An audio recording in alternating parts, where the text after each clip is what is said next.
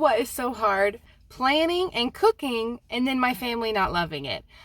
I'm done. Today I'm going to give you 6 crowd-pleasing recipes your family will love. Plus they're easy.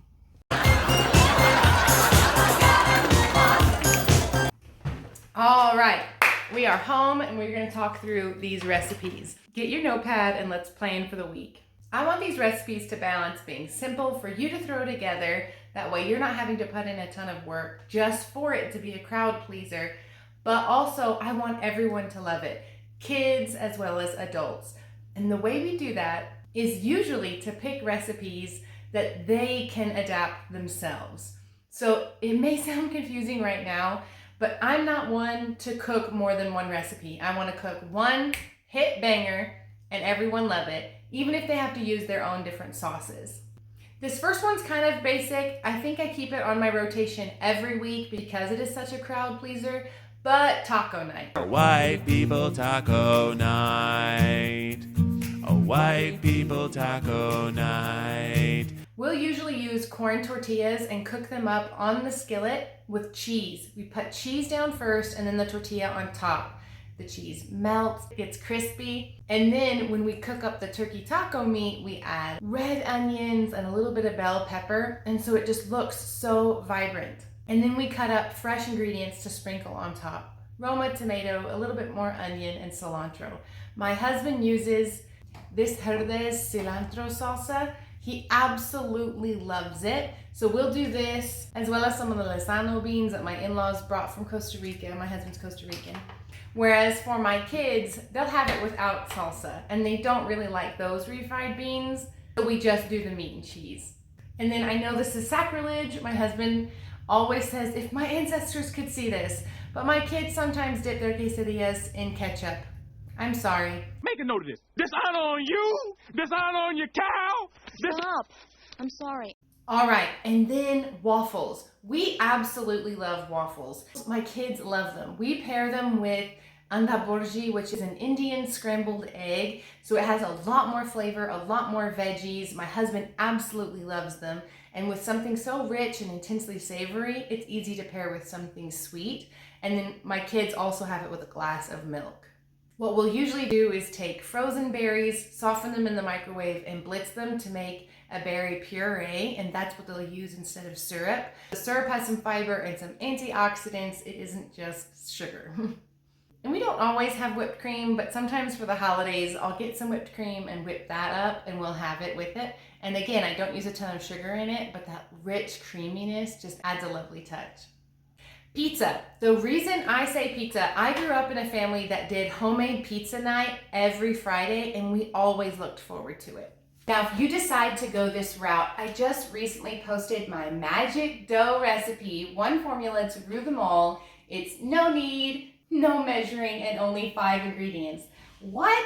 And you can use this base recipe to do pizza dough, to do focaccia, pita, naan, the list goes on. I'll link the video below. In the pizza recipe, this is the dough I would use. My base dough using about a cup of water, no measuring. We'll actually do 2 pizzas or multiple small pizzas together with a garlic bread. So make those mini pizzas, set out all the toppings, get your oven nice and hot, and then let your kids come and assemble their own. Canned pasta sauce, pre-shredded cheese, and then simple toppings. I usually do leftover chicken that I've chopped up, some chopped up onion and bell pepper, and then sometimes buy specialty toppings like olives or sun-dried tomatoes. Then my kids come up and assemble whatever looks good. They love sprinkling Italian seasoning just because it makes them feel like a chef. And then we stick it in the oven and it's such a win.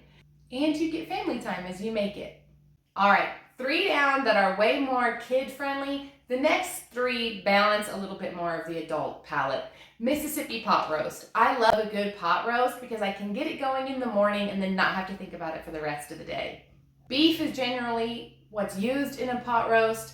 I'll throw a picture on the screen if you want to buy a pre-made kit, but honestly, you can cut your own potatoes and then they're cheap, or you can get the little baby potatoes and just wash those, and then you can cut your own carrots or get baby carrots. Again, if you're considering eating out, but you just want something that little bit easier, this could work for you because Even if you use the more expensive potatoes and carrots, they're still cheap because they're potatoes and carrots. If you compare that to eating out, even if you buy a nicer cut of meat, it's still going to be cheaper. So if you tend to eat out on Sunday, this would be a great one to leave in the slow cooker while you go to church and then come home and enjoy a home-cooked meal. The recipe I've seen online is 1 roast, a stick of butter, a packet of gravy mix, a pack of Italian seasoning, and a ½ cup of pepperoncinis with the juice. And oh my goodness, can you just imagine the dill with the spice, with the creaminess of the gravy? And this would also pair really well with homemade rolls. Again, you could use the magic dough recipe below. Barbecue pulled pork on a baked potato. This was our dinner last night, and it was so macro friendly. I got a ton of fiber. Fiber is very good for gut health, increasing your own body's digestive enzymes versus taking a supplement, prevents cancer, and increases gut motility. Eat your fiber.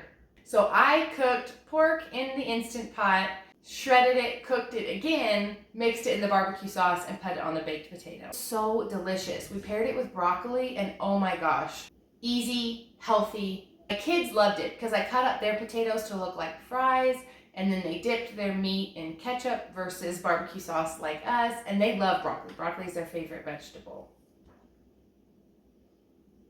All right, last one. Hamburgers. You can pick for yourself. Do you want to turn them into cheeseburgers? My husband loves provolone cheese. It's not my favorite. I like pepper jack. So again, this is something that you could change per person, or you can pick between hamburger and cheeseburger. And sometimes just giving your children that little bit of autonomy and choice makes them enjoy the meal more. My youngest son doesn't like the way that it slips around. And so for him, we try not to put in too much lettuce or tomato so that his burger is a little bit easier for his small hands to grasp.